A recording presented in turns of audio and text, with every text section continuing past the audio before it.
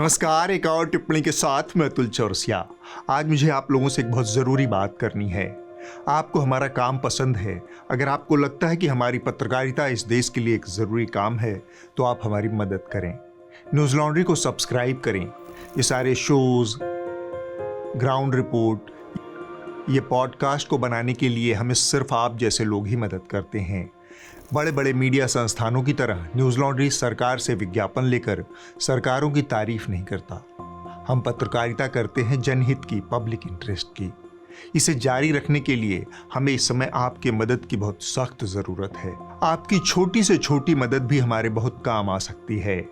आप सिर्फ 99 रुपए की छोटी सी रकम के साथ न्यूज़ लॉन्ड्री के सब्सक्रिप्शन की शुरुआत कर सकते हैं।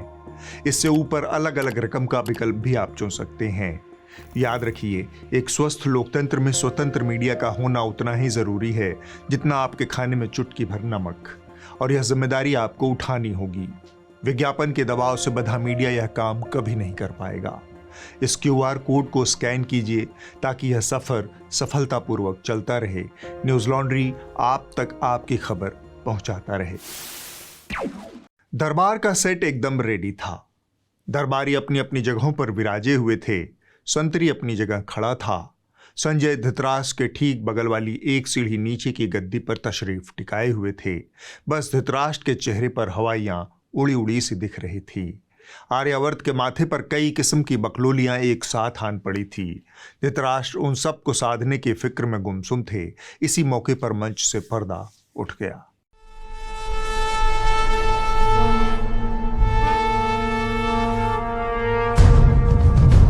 गुमसुम धृतराष्ट्र को देख संजय ने ही चुप्पी तोड़ी। महाराज, क्या हुआ? किस सोच में डूबे हुए हैं? धृतराष्ट्र के विचार मग्नता का क्रम टूटा। उन्होंने वर्तमान में लौटते हुए कहा, संजय, कल रात एक सपना देखा। बहुत भयानक दृश्य था। संजय ने कहा, महाराज, अगर बुरा न लगे तो कृपया सपना साझा करें। अक्सर भयानक सपनों से समाधान की राह निकलती है। धृतराष्ट्र ने बताना शुरू किया। धूप अंधेरे के बीच आसमान में एक बैनर लहरा रहा था। उस पर लिखा था, नीट पेपर लीक, जब राष्ट्र अपने ही बच्चों का भविष्य बेच दे। रात का तीसरा पहर था। हस्तिनापुर के राजमहल में गहरा सन्नाटा पसरा था, परंतु उस सन्नाटे के भीतर भी करोड़ों युवाओं की टूटी हुई सांसें तैर रही थी। धृतराष्ट्र लयबद्ध बेचैनी से सपने को बांच रहे थे। मेरे कानों में दूर दूर से आ रही चीखें पहुंच रही थी। कहीं कोई छात्र फूट फूट कर रो रहा था, कहीं कोई पिता बैंक के बाहर कर्ज की पर्ची पकड़े खड़ा था, कहीं कोई मां मंदिर में बेटे की किताबों पर हाथ धरकर प्रार्थना कर रही थी। धृतराष्ट्र ने समूचे दरबार के सामने एक और तथ्य उद्घाटित किया। संजय, तुम भी उस वक्त सपने में मेरे साथ वहीं मौजूद थे।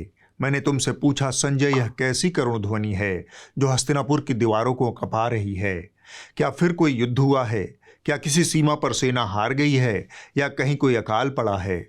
संजय ने जवाब दिया, महाराज, इस बार राष्ट्र ने अपने बच्चों को हरा दिया है। इस बार कोई बाहरी शत्रु नहीं आया है। इस बार हस्तिनापुर के भविष्य को अंदर बैठे लोगों ने ही लूटा है। नीट की परीक्षा रद्द हो गई है महाराज। यह कहकर संजय ने एक वृत्तचित्र चला दिया। 22 लाख छात्रों के दिल टूट गए जब नेशनल टेस्टिंग एजेंसी यानी NTA ने नीट UG 2026 परीक्षा को रद्द करने का ऐलान किया। अब छात्रों को दोबारा परीक्षा देनी होगी। पेपर लीक के आरोपों से पहले भी घिर चुकी इस परीक्षा को अपने 10 साल के इतिहास में पहली बार रद्द किया गया है। 3 मई को परीक्षा होने के कुछ दिन बाद ही इसके लीक होने के आरोप लगने लगे। वृत्तचित्र समाप्त हुआ, लेकिन संजय की बात जारी रही। मोटी मोटा 23 लाख विद्यार्थियों के सपने एक व्हाट्सएप फॉरवर्ड में बह गए। परीक्षा का प्रश्न पत्र परीक्षा से 15 दिन पहले बाजारों में गेस्ट पेपर के नाम पर बिक रहा था। कहीं 50 लाख में, कहीं 30 लाख में और कहीं 30,000 में। ज्ञान अब शिक्षण संस्थानों में नहीं मिल रहा। ज्ञान अब टेलीग्राम चैनलों में बिक रहा है महाराज। धृतराष्ट्र कांप उठे। 22 लाख! क्या इतने सारे विद्यार्थियों का करुण क्रंदन एक साथ मेरे कानों में पहुंच रहा है? संजय ने कहा, जी हाँ महाराज। किसी ने 5 साल पढ़ाई की थी, किसी ने गांव छोड़कर शहरों में कमरा लिया था, किसी के पिता ने खेत बेचा था, किसी की मां ने अपनी चूड़ियां और मंगलसूत्र गिरवी रखा था, लाखों गरीब बच्चे महाराज रोज सुबह 4 बजे उठते, दिन रात अपने आप को मेहनत की आग में जलाते, घर में बिजली नहीं रहती तो सड़क की लाइट के नीचे पढ़ते थे। उन सब ने सोचा था इस बार डॉक्टर बनेंगे, लाचार और बीमार लोगों का इलाज करेंगे।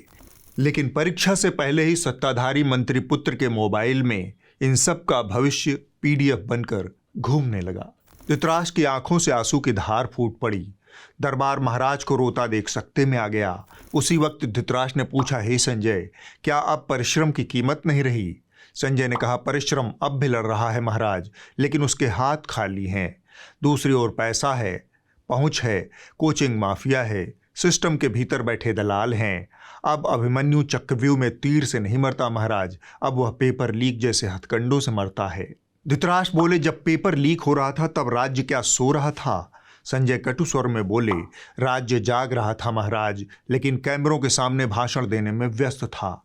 जब छात्र सड़कों पर रो रहे थे तब वह विश्वगुरु के पोस्टर चिपका रहा था। जब परीक्षा केंद्रों के बाहर माँ बाप बेहोश हो रहे थे तब मंत्री प्रेस के सवालों से मुंह चुराकर भाग रहे थे। सर पेपर लीक पे क्या बोल रहे हैं? सर पेपर लीक पे सर CBI इंक्वायरी।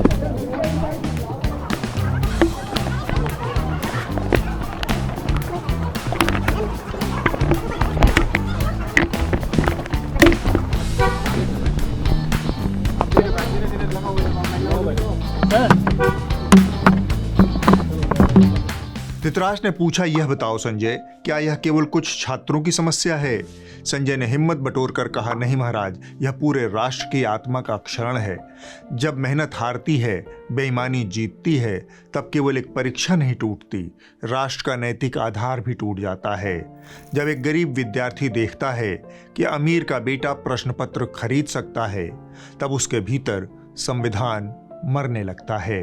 शिक्षा समान अवसर का द्वार है, लेकिन अब वह द्वार नोटों के बंडलों से खुलता है महाराज।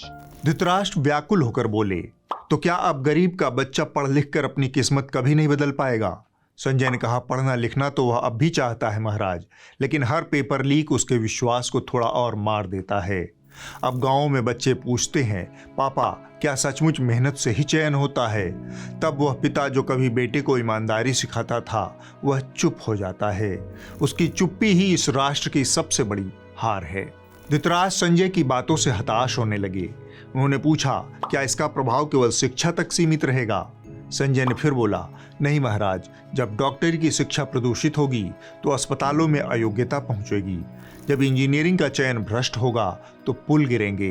जब प्रशासनिक परीक्षाएं अविश्वसनीय होंगी तो न्याय से भरोसा खत्म होगा। पेपर लीक केवल प्रश्न पत्र की चोरी नहीं है, यह राष्ट्र की क्षमता, मानव संपदा और भविष्य की हत्या है। धृतराष्ट्र ने पूछा, इस सब को देखकर युवाओं का मनोबल कैसा है? संजय ने बताया, वह तो टूट रहा है महाराज। अब उनके कमरों में केवल किताबें नहीं बल्कि एंटी डिप्रेशन की गोलियां भी रहती हैं। कुछ बच्चे चुप हो जाते हैं, कुछ गुस्से से भर जाते हैं, कुछ सिस्टम से नफरत करने लगते हैं और कुछ जीवन से ही हार मान लेते हैं। इसी समय पर धृतराष्ट्र की आंख खुल गई, उनका सपना टूट गया। उन्होंने संजय को बताया कि जब मेरी नींद टूटी तब सुबह हो रही थी, लेकिन उस सुबह में उजाला नहीं था। परकोटों से कहीं दूर एक माँ अपने बेटे की किताबें समेट रही थी। एक छात्र मोबाइल पर एग्जाम कैंसल्ड पढ़कर दीवार को घूर रहा था। एक पिता चौराहे पर खड़ा बैंक के कर्ज की तारीखें निहार रहा था और दूर आर्यावर्त में अभी भी विश्वगुरु होने का उत्सव मनाया जा रहा था।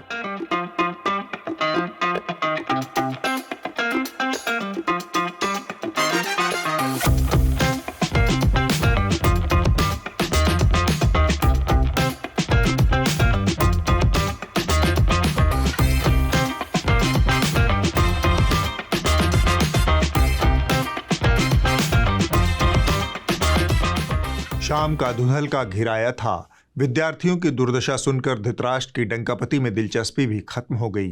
वो धीरे से सिंहासन से उठ गए। दरबार स्थगित हो गया। धृतराष्ट्र अंतःपुर को लौट गए। धृतराष्ट्र संजय संवाद में इस हफ्ते बस इतना ही। एक बार फिर से आप सबको देशभक्ति साबित करने का मौका आ गया है। देश को बचाने की नई लिस्ट मोदी जी ने जारी की है। लिस्ट क्या है? एक भावुक सर्जिकल स्ट्राइक है आपके अरमानों पर, आपकी अभिलाषाओं पर। साथियों, हमें पेट्रोल डीजल का उपयोग कम करना होगा। शहरों में जहां मेट्रो है वहां हम तय करें कि हम मेट्रो का ही उपयोग करेंगे। अगर कार में ही जाना जरूरी है तो फिर कार पूल करने का प्रयास करें। इस संयम और त्याग की एक्सपायरी डेट इतनी छोटी है कि उसकी बानगी अगले ही दिन देखने को मिल गई। आम नागरिकों से देशभक्ति साबित करने की अपील करने के 24 घंटे के भीतर ही मोदी जी गुजरात में भव्य रोड शो के लिए निकल पड़े। पता नहीं वहां पर कार पूलिंग हो रही थी या ईवी वाहनों का इस्तेमाल हो रहा था, लेकिन साहब के साथ चमचमाती लग्जरी कारों का एक अंतहीन काफिला जरूर रेंग रहा था।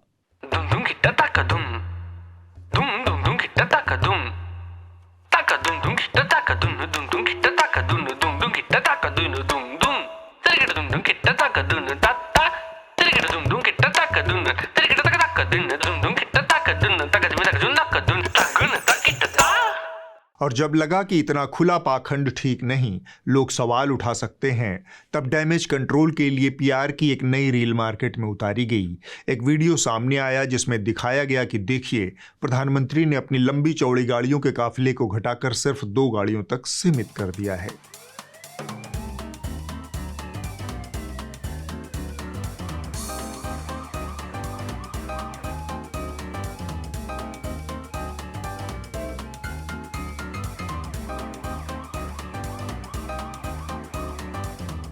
इधर मोदी जी ने 2 गाड़ियों वाली रील जारी की, उधर दरबारी मीडिया के हुड़कचुल्लुओं ने मैदान संभाल लिया। इसके बाद जो कुछ हुआ वह चाटोपनिषद खंड काव्य भाग 2 का अंतरंग हिस्सा बन गया। प्रधानमंत्री मोदी आज अपने सरकारी आवास से निकले तो सिर्फ 2 गाड़ियों का काफिला था। प्रधानमंत्री ने ना सिर्फ अपील करी लेकिन उसको बकायदा फॉलो भी किया। आज प्रधानमंत्री मोदी के काफिले में महज 2 गाड़ियां थी। काफिले में सिर्फ 2 गाड़ियां, वो है क्या हमारे पास गाड़ियों की शॉट्स प्लीज? ये देखिए, आप देखते रहिए, ये पहले का काफिला है और अब ये आज का काफिला। That's good Sharma. लेकिन प्रधानमंत्री मोदी की सुरक्षा और सम्मान से किसी भी प्रकार का समझौता नहीं होना चाहिए। असल में अगर आप दुनिया के किसी भी बड़े देश के राष्ट्राध्यक्ष को देखें तो इससे छोटा काफिला आपको किसी का नहीं मिलेगा। क्या सादगी है, लेकिन कोई इस दिव्य पीआर से पूछे कि भाई प्रधानमंत्री की सुरक्षा वैसे भी फुल प्रूफ होती है। सुरक्षा एजेंसियां उनके रूट को इस तरह से सैनिटाइज करती हैं कि परिंदा भी पर नहीं मार सकता। तो फिर यह 2 गाड़ियों का तमाशा करके किसे बेवकूफ़ बनाया जा रहा है? क्या इस देश की जनता इतनी बुरी एक्टिंग डिजर्व करती है? इस सज्जन को क्या तकलीफ है भाई? बात यहीं पर खत्म नहीं हुई। जिस देश की 80 करोड़ जनता 2 वक्त के अनाज के लिए सरकारी रहमो करम पर निर्भर है, उससे मोदी जी ने कहा कि देश हित में 1 साल तक सोना मत खरीदो। सोने के लालच में बहुत सारा विदेशी मुद्रा बाहर चला जा रहा है। साल भर तक घर में कोई भी फंक्शन हो, कोई भी कार्यक्रम हो, हम सोने के गहने नहीं खरीदेंगे, सोना नहीं खरीदेंगे। विदेशी मुद्रा बचाने के लिए हमारी देशभक्ति हमें चुनौती दे रही है। लेकिन ठहरिए, ये वही मोदी जी हैं जो कुछ साल पहले तक अर्थशास्त्रियों के खलीफा हुआ करते थे। हमारे देश के वित्त मंत्री ने यह कहा कि आर्थिक संकट इसलिए पैदा हुआ है कि लोग सोना खरीदते हैं। बताइए, आपके गले उतरता है भाई? आपके गले उतरता है भाई? वाकई इस ब्रह्मांड में मोदी जी की कोई काट नहीं है। उनकी अगर कोई काट है तो स्वयं मोदी जी ही हैं। 2013 वाले मोदी जी अगर आज के मोदी जी का भाषण सुन लें तो नाखून कटाकर शहीद हो जाएं। खैर, मोदी जी के हर पाखंड की हड्डी लपकने के लिए दरबारी मीडिया तैयार था। जब ईरान के लिए भारत के लोग अपना सोना दान दे सकते हैं तो अपने देश भारत के लिए सिर्फ 1 साल सोना खरीदना बंद करने में कौन सा तूफान आ जाएगा? हुड़कचुल्लुओं की एक और सरगना रूबिका लियाकत भला पीछे कैसे रहती? उन्होंने अपने शो में बाकायदा जनता का रोना ही निकाल दिया। मुझे नहीं पता था कि आप मतलब इस तरीके से इस मसले को लेकर इतना भावुक हो जाएंगे।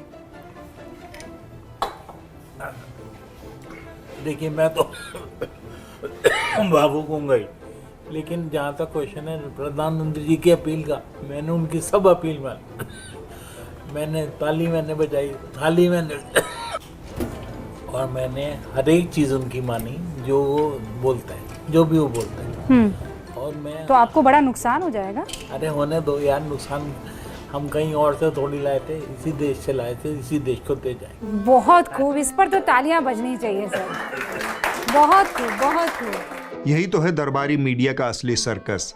मतलब आप राष्ट्रहित में रोते जाइए और ये एंकर आपको आंसुओं पर तालियां बजवाते जाएंगे। बाकी जनता घर में सूखी रोटी चबाती रहे, क्योंकि साहब की नजर अब आपके तेल पर भी है।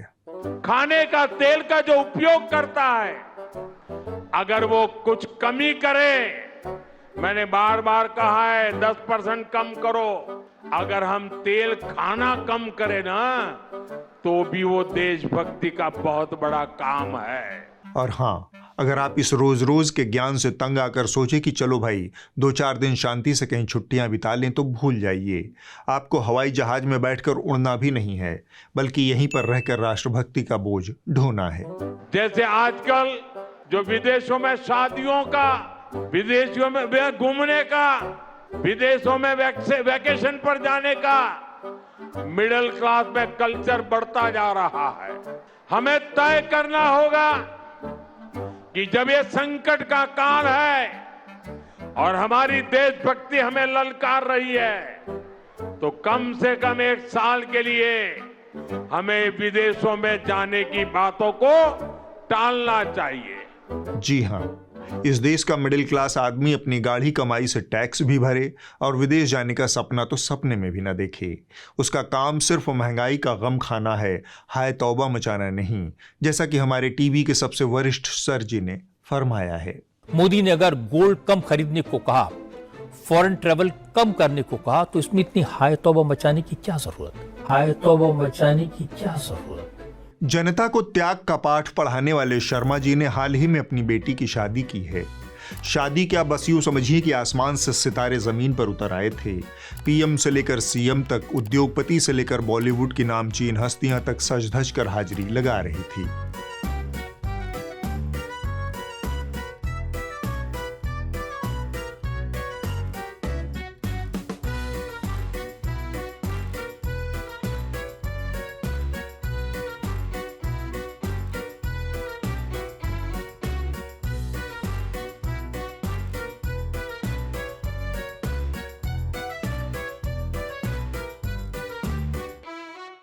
उस शाही शादी में कितना वीआईपी पेट्रोल फूंका, कन्यादान में कितना सोना चांदी चढ़ा, शादी के बाद दूल्हा दुल्हन दुनिया के किस कोने में छुट्टियां बिताने गए, ये सब सवाल हम नहीं पूछ रहे, क्योंकि हम इतनी हाय तौबा नहीं मचा सकते।